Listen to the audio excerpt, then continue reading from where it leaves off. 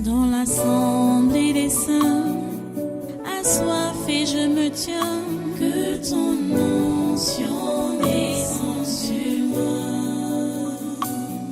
Conscient que mon destin est dans le creux de ta main, que ton onction descende sur moi. Je suis disposé, assoiffé, que ton onction descende sur moi. Je suis disposé, assoiffé,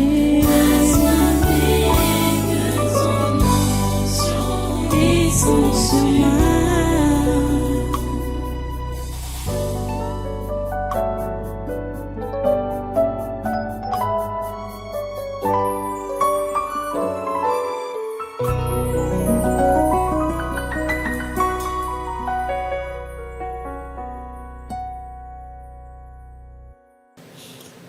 Alléluia. Béni soit le Seigneur. Bon, reste debout et nous allons prendre notre Bible. Prends ta Bible déjà, prends-la. Partons dans Galates. Au chapitre 5. Nous n'allons pas lire beaucoup de versets aujourd'hui. Allons sur un seul verset. Peut-être pendant que nous parlons, nous allons ouvrir dans d'autres versets. Vous savez, on n'a pas beaucoup bavardé. Comme on dit souvent que la causerie des sages ne met pas long. Le Seigneur nous interpelle tous ces derniers temps, chacun ce qui le concerne, de mener une vie chrétienne normale. Et on est en train de voir les différents aspects. Comment donc mener la vie chrétienne normale? Nous sommes en train de parler sur l'aspect des fruits depuis un certain temps. Que la vie chrétienne normale demande que tu puisses porter du fruit. Et beaucoup de fruits. Le texte de base, c'est Jean 15. Du premier verset, à partir du premier verset. Là, c'est le texte de base là-bas. Et bon, les autres interventions ont donc des textes secondaires. Vous voyez, écoutez, entre nous, pour vous autres là, vous dites que vous êtes chrétien. Vous dites que vous êtes chrétienne. Qu'est-ce que vous produisez? Qu'est-ce que vous apportez dans la maison de Dieu? Ou qu'est-ce que vous avez déjà apporté dans la maison de Dieu? Qu'est-ce que vous avez déjà produit dans la maison de Dieu? Je sais que le diable a souvent... Oh mon Dieu! Le diable est malin. Hein? Et ceux-là qui ne sont pas bien convertis se font attraper facilement par ces malignités-là, par ces pièges. Parce que les anges déchus ont inventé des histoires pour décourager ceux qui peuvent se convertir. Des histoires comme quoi, quand vous partez dans ce qu'ils appellent les nouvelles églises, on paye ceux-là qui font recruter de nouveaux membres. Il y a des histoires comme ça là-bas d'ailleurs. Vous allez entendre quelqu'un qui va vous poser la question, on vous donne même quoi? On vous paye même combien? Quand ils vous trouvent en train d'évangéliser. Ils disent qu'on vous paye combien? Parce que c'est ça qu'on leur dit là-bas d'ailleurs, que ces gens-là, ils sont organisés. Hein? Quand tu amènes un nouveau membre comme ça, tu es primé, tu es payé. Écoute, les amis, si vous avez été intrigué, intimidé par ce genre de propos-là, et vous vous êtes refroidi dans votre zèle pour le témoignage chrétien, c'est que vous n'avez rien compris. Écoutez-moi, les amis. Le Seigneur exige que nous puissions produire des fruits. On doit être productif. Ça, c'est un fait, c'est clair. Écoutez, vous-même, quand vous plantez un arbre fruitier, vous attendez à quoi? Vous attendez à quoi? À des fruits, non? Si vous plantez un arbre fruitier, ça ne vous donne pas les fruits. Ça sert à quoi? Ça ne sert à rien. On a des exemples dans la Bible. Le figuier stérile.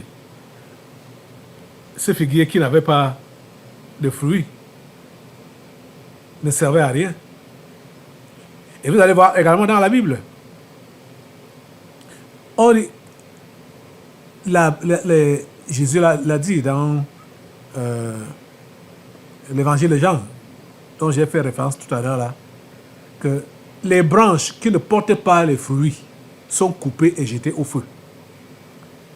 Les branches qui ne portent pas le fruit sont coupées et elles ne servent à rien. Ces branches ne servent à rien. Vous autres alors, dites-moi, entre nous, depuis que vous dites que vous êtes devenus chrétiens, qu'est-ce que vous avez déjà produit dans la maison de Dieu? Quelle est votre contribution pour l'avancement du royaume de Dieu? Quel est votre apport? Quel est votre apport? Quel est votre apport? Et je voulais enseigner que vous ne pouvez pas avoir des fruits, qu'on peut dire là, soit comme la conversion des âmes et tout cela, si vous n'avez pas des fruits spirituels. Comprenez? Vous devez avoir les fruits spirituels. Prenons notre texte de ce jour. Vous voyez, j'avais déjà commencé l'introduction avant même de vous donner le texte. J'ai dit qu'on va pas lire beaucoup, hein? Verset 22 de Galates 5. Qui dit donc, mais le fruit de l'esprit, c'est l'amour, la joie, la paix, la patience, la bonté, la bénignité, la fidélité, la douceur, la tempérance. Merci Seigneur parce que ces cœurs sont ouverts pour recevoir ta parole et l'appliquer. À toi toute la gloire, au nom puissant de Jésus. Amen. Prenez place dans cette sainte présence. Donc, je vous ai pris à chaud comme ça. Je vous ai pris à chaud comme ça, avec la parole, parce que c'est embêtant de pouvoir constater que beaucoup parmi vous, vous êtes sans fruits. Sans fruits. Ce n'est pas normal qu'on soit stérile. Ce n'est pas normal qu'on puisse apporter de fruits. Et pour donc porter des fruits matériels, s'il faut dire ainsi, il faut d'abord les fruits spirituels. Et c'est ça que nous avons lu ici, là, le verset 22. Mais le fruit de l'esprit, c'est l'amour. L'amour. C'est par là que ça commence.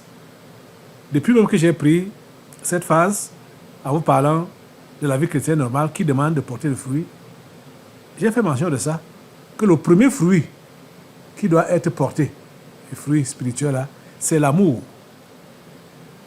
L'amour. Si tu es sauvé, si tu as été sauvé par Christ, tu dois avoir de l'amour. Parce que c'est à partir de là que tu pourras parler avec compassion à un pécheur. Puisque tu vois où il se dirige. Il se dirige vers la perdition, vers l'enfer. Parce que tu l'aimes. Tu vas tout faire pour le faire sortir de là. Pour l'arracher des flammes. Tu dois être motivé par l'amour pour faire le travail de Dieu. C'est ça. J'ai dit, l'amour véritable, hein? L'amour véritable de 1 Corinthiens 13. C'est l'amour véritable là-bas, l'amour de Dieu, la qualité d'amour de Dieu. C'est ça qui est défini dans 1 Corinthiens chapitre 13. Vous lisez tout le chapitre, vous allez comprendre ce qu'on appelle amour. L'amour. Mais le fruit de l'esprit, c'est l'amour, la joie, la paix. Écoute, je vais te poser la question.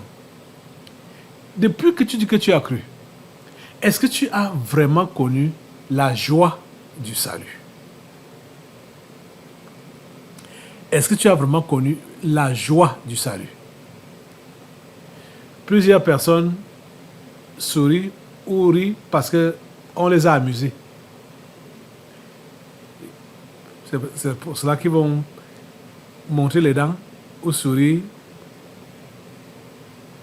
Mais la joie est donnée par l'Esprit de Dieu et c'est un fruit. Et vous savez, comme la joie est contagieuse, si vous avez réellement la joie de l'Esprit de Dieu, la joie du salut, elle va contaminer votre entourage. Votre entourage va être affecté par l'atmosphère céleste. Vous savez, ce qui amuse ou ce qui fait rire,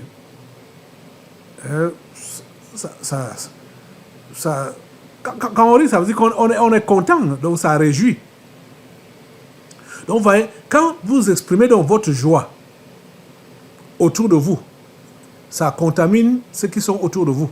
Vous voyez que vous êtes en train de faire descendre l'atmosphère céleste. C'est le ciel qui descend. C'est le ciel qui descend. Là où vous êtes là. À cause de cette joie-là. Oh mon Dieu. Donne-leur la grâce de comprendre. Mais si vous êtes le style qui est seulement dans la tristesse, les pleurs, c'est l'enfer que vous faites descendre. C'est l'enfer que vous faites descendre. Rappelez-vous que là-bas en enfer, ce n'est que les pleurs, les gémissements, les grincements de dents. Est-ce que tu as été sauvé par Jésus? Est-ce que tu as donc connu la joie du salut? Est-ce que tu connais cette joie du salut? Est-ce que tu la manifestes, la joie du salut? Qu'elle est implantée, assise là dans ton cœur. Et tu l'exprimes par ton être, ton visage et ton être entier qui exprime ce bonheur-là. C'est quand on reçoit le pardon de ses péchés qu'on a ce bonheur-là, qu'on a cette joie-là. Et vous voyez que ça va être, la paix va suivre directement. Parce que après la joie, c'est la paix. Vous voyez? Est-ce que vous avez expérimenté ça? Comment est votre chrétienté? Quel fruit portez-vous? Hein? Quel fruit portez-vous?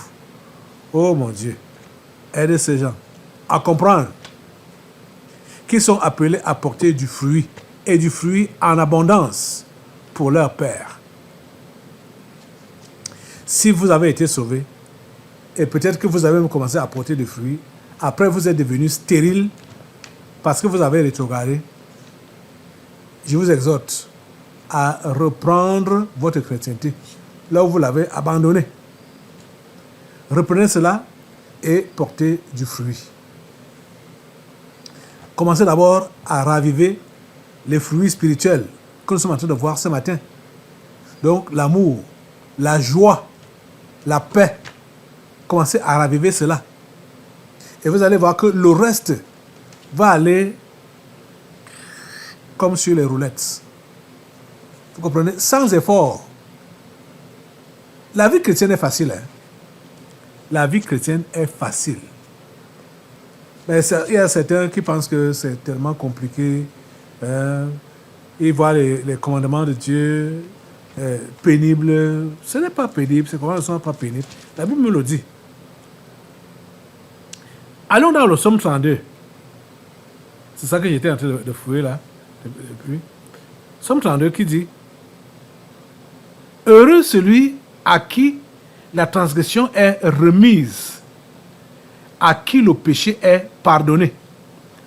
Heureux l'homme à qui l'Éternel n'impute pas d'iniquité et dans l'esprit duquel il n'y a point de fraude. Comprenez? C'est quand tu as reçu ce pardon,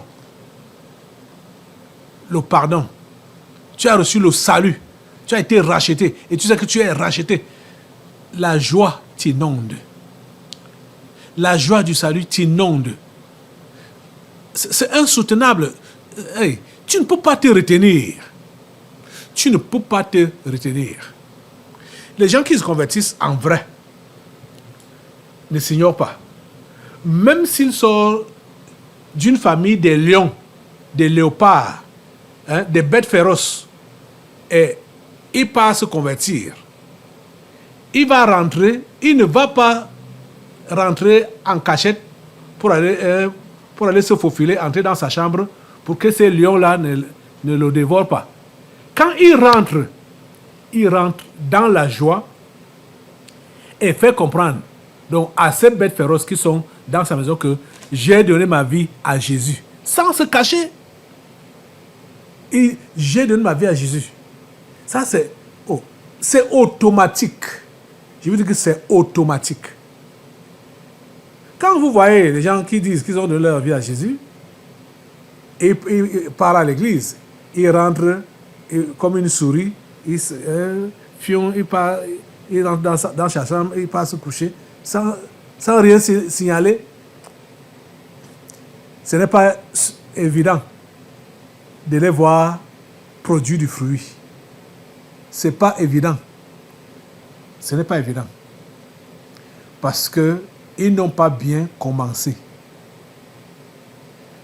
Quand on commence bien, on commence donc avec la joie, comme on dit là. Donc, tu manifestes cette joie-là. Pourquoi? Parce que tes péchés sont pardonnés. Tes fardeaux sont enlevés. Tes soucis sont enlevés. Tu es devenu une nouvelle personne, une nouvelle créature. Vous savez, le péché est un gros fardeau. Ça pèse sur les épaules. Ça pèse sur la conscience. Ça pèse. On a parlé de la conscience pendant le séminaire de ce mois. Je crois que le mois prochain, nous allons continuer avec la deuxième partie. Ta conscience est légère quand tu as reçu le pardon. Parce que le péché alourdit la conscience. Ça pèse. Vous comprenez? Ça pèse. Quand tu es pardonné, tu aimerais que tout le monde apprenne ton histoire. Donc, tu es prêt à partager. Donc ceux-là qui se sont réellement convertis, ils n'ont pas honte de confesser et de dire les bêtises qu'ils ont eu à commettre. Ils disent ça. Ce n'est pas pour s'en vanter, c'est pour montrer la grandeur de Dieu. Parce que quand ils disent ça, c'est pas pour regretter, oh vraiment, voilà ce que je faisais, je regrette d'avoir abandonné ça comme ça, parce que ça me faisait du bien. Non. C'est pour exposer les œuvres mauvaises du diable. Et pendant même qu'ils parlent, ils sont en train de se décharger. Vous comprenez? Ils sont en train de se décharger. Donc, quelqu'un qui va donc dire qu'il s'est converti et il n'exprime rien comme joie, ses péchés ne sont pas partis, hein? Ce n'est pas enlevé. Il y a toujours sa conscience qui pèse. Parce qu'il y a des péchés, peut-être il y a certaines choses qu'il n'a pas, auxquelles il ne veut pas renoncer. Il y a peut-être certaines choses qu'il veut taire. Il a vu toute la vérité. Il a vu la lumière. Mais il y a certaines choses qu'il veut taire. Écoutez ce que le psalmiste dit.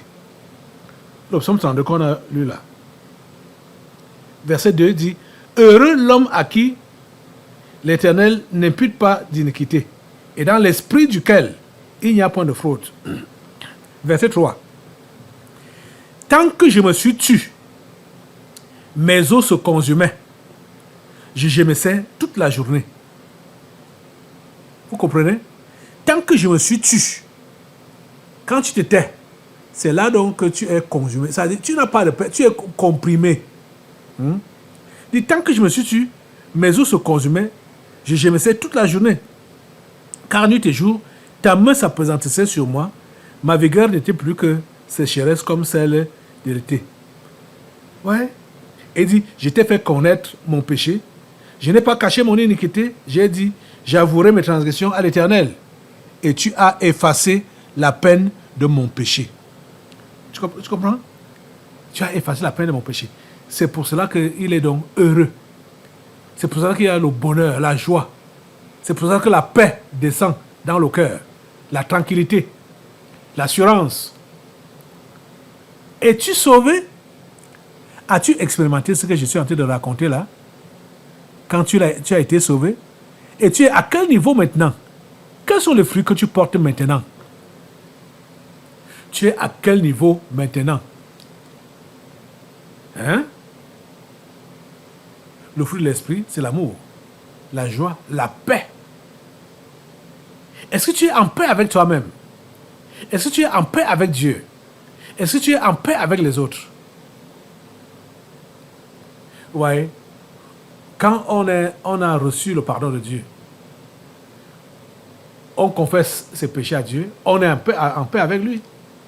Et pour être en paix avec les autres, il faut confesser ses péchés aux autres, ce qu'on leur a fait de mal.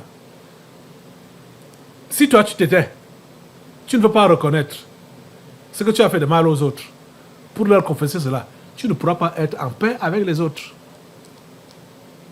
Tu ne pourras pas. Il y a un prédicateur qui a dit que les péchés que tu as commis contre Dieu, tu les confesses à Dieu. Ce que tu as commis contre les hommes, tu les leur confesses. Tu comprends ça? Je t'ai fait connaître mon péché. Je n'ai pas caché mon iniquité. J'ai dit, j'avouerai mes transgressions à l'Éternel. Et tu as effacé la peine de mon péché. Quand la peine de ton péché est effacée, j'ai dit, la joie s'installe en toi, la paix s'installe en toi. Voilà les fruits de l'esprit. Ça s'installe en toi.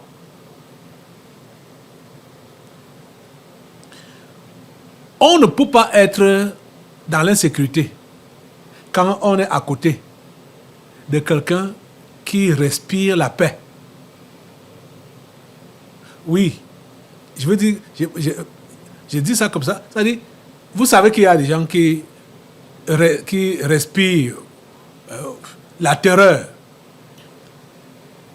Donc, quelqu'un qui respire la paix, quand tu es à côté de lui, cette paix-là t'atteint, te contamine.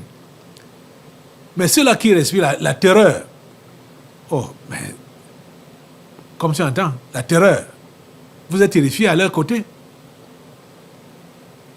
Toi alors, quand tu entres dans la maison, ou quand tu vas dans un certain milieu, un milieu quelconque, qu'est-ce que tu sèmes autour de toi? Est-ce la terreur ou bien la paix? Qu'est-ce que tu sèmes? Qu'est-ce que tu sèmes? J'ai entendu certains enfants ici à l'église dire qu'ils avaient surnommé leur géniteur Lucie, donc l'abréviation de Lucifer. Parce que ce type-là était une terreur pour eux. Donc quand on apprend qu'il est déjà là, on entend le son du moteur de la voiture, le signal est déjà donné. Lucie est là, Lucie est là. Et c'est tout le monde.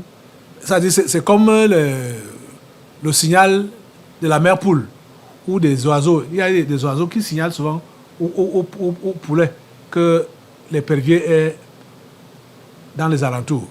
Dès qu'ils entendent Lucie est là, c'est chacun qui prend sa direction. Et le salon est vidé. Il n'y a plus personne.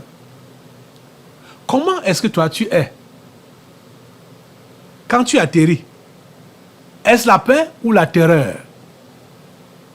Quand on te voit, tu représentes quoi? La paix ou bien la terreur?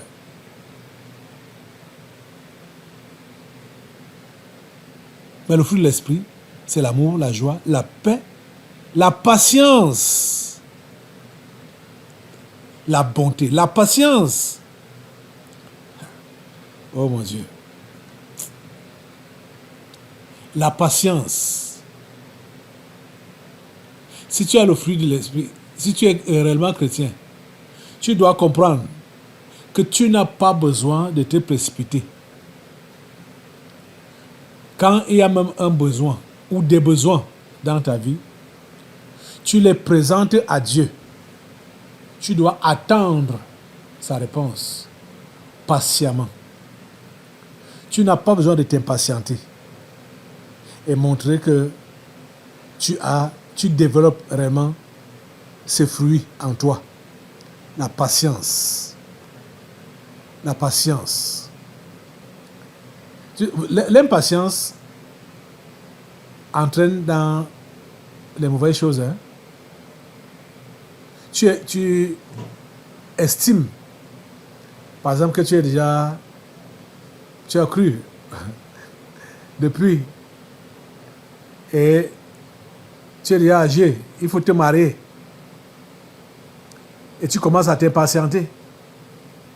Il y a des gens qui s'impatientent juste à ce qu'ils regardent en arrière pour aller prendre les mondaines ou les mondains. Tu avais vraiment cru et tu avais vraiment eu ces fruits. Ça, c'est le fruit de l'esprit. Hein? On est en train de parler du fruit de l'esprit. Tu dois patienter. Il y a quelqu'un, votre frère, qui m'a écrit. Eh Seigneur Jésus. Pour dire qu'il est déjà maintenant prêt pour avoir sa femme. Ok. Il m'a écrit, quand j'ai lu l'histoire là, j'ai dit, je vais aussi entendre ça. Il dit comment il a grandi, comment il a mûri, comment il a... Ok. Il dit ça. Quand vous voyez, vous entendez comment quelqu'un parle de cette façon-là, et vous ne savez pas où il allait en venir. Il me dit d'ailleurs comment il a mûri, comment il est mature, il a déjà l'expérience, machin, tout ça là. Pour chuter donc en disant que, en définitive, j'ai donc choisi telle comme ma future épouse. Quand j'ai vu son choix, j'ai dit vraiment. Donc le gars, il a reculé comme ça, lui, il dit qu'il a avancé. Hein.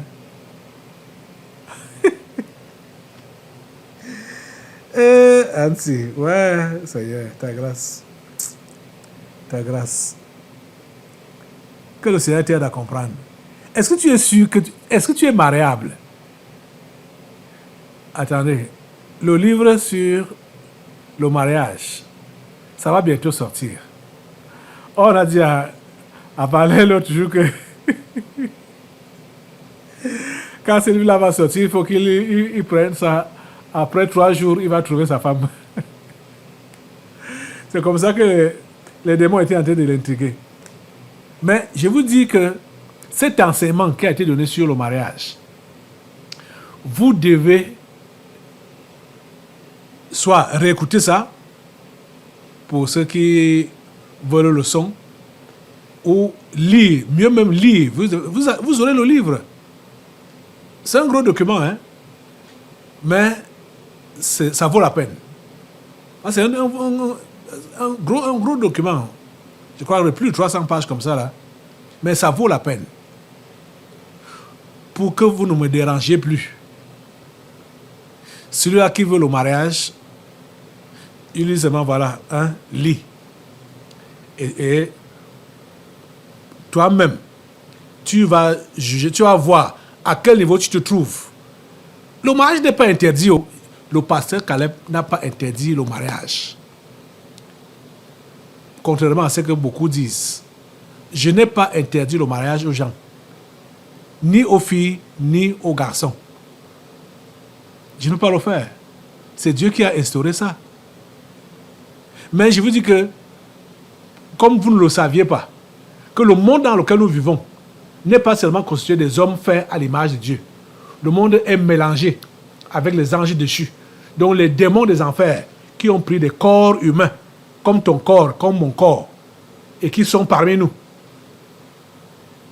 et qui se multiplient, qui font des mariages, qui se multiplient. Donc, toi, enfant de Dieu, tu dois être très vigilant pour ne pas tomber entre les mains de l'un de ces anges déchus.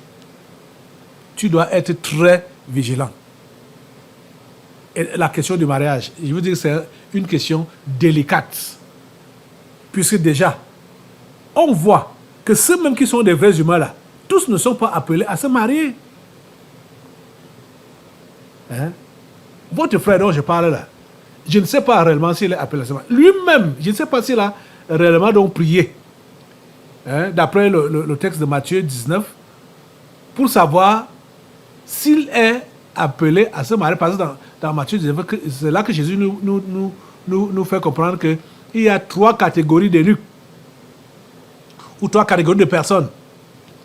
Les eunuques, depuis le ventre de leur mère, Dieu a dit que toi, tu ne vas pas te marier, homme ou femme.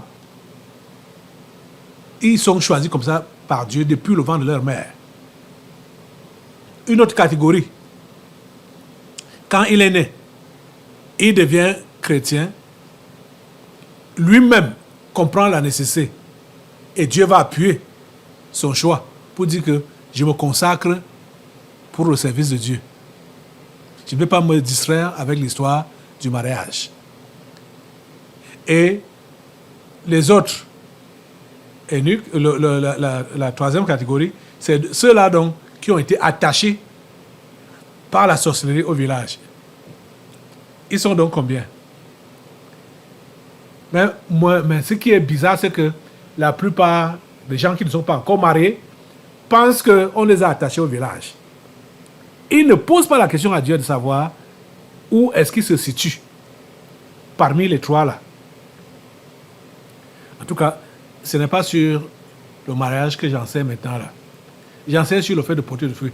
Même comme je sais que cette question du mariage là empêche plusieurs de porter du fruit. Le frère dont je vous fais allusion maintenant là, dans ce message, je ne pense pas qu'il peut porter du fruit parce qu'il est distrait par cette question du mariage. Il est distrait. Et là, voilà qui pense qu'il a finalement fait le bon choix, il a trouvé la personne. Hein? Alors que ce n'est pas le cas. Écoutez, dites-moi un peu. Excusez-moi. Hein. Ça, c'est un exemple palpable. Puisque la sœur en question est une sœur, voilà, est une sœur que plusieurs ont prétendu entendre la voix de Dieu que c'est elle qu'il faut qu'ils épousent. Écoutez, une femme a droit à combien de maris? Et ils sont tous spirituels, hein? Ils sont tous spirituels, chrétiens, spirituels. Et chacun qui dit que, bon, là, c'est Dieu qui m'a parlé, que c'est elle. Donc, voilà, une seule personne. L'autre, là, vient dire, voilà, c'est elle. Celui-là vient et dit, c'est elle. L'autre vient et dit, c'est elle. Entre nous, s'il faut que toi-même, tu puisses comprendre avec ta petite sagesse, qu'est-ce que tu comprendras par rapport à ces multiples propositions?